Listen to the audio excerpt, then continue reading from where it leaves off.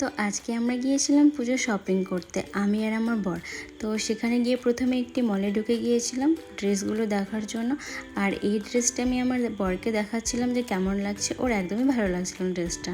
তো তারপর সেখান থেকে বেরিয়ে ডাবের জল খেয়ে নিয়েছিলাম। আজকে প্রচণ্ড রৌদ্র ছিল, প্রচণ্ড গরম ছিল।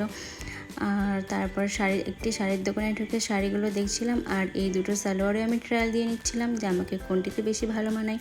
তারপর সেখান থেকে বেরিয়ে আমরা গেলাম খেতে। আর সেখানে গিয়ে আমার বরের বন্ধুর সাথে দেখা হয়েছিল। এবার তিনজনে মিলে খাবার খেয়ে আবার বেরিয়ে পড়লাম শপিংয়ের উদ্দেশ্যে, যেহেতু কিছু শপিং বাকি ছিল তাই। তো সেগুলো কমপ্লিট করার পরে গিয়েছিলাম ফলের বাজারে ফল কেনার জন্য। সেখান থেকে ফল কিনে চলে এলাম আমরা বাড়ির দিকে। আর আমি কি শপিং করলাম সেগুলো দেখার জন্য অবশ্যই তোমাদের দেখতে হবে নেক্সট ভিডিও। তো ভালো লাগলে অবশ্যই লাইক, কমেন্ট আর শেয়ার করে দিও। আর ভালো থেকো তোমরা সবাই, টাটা।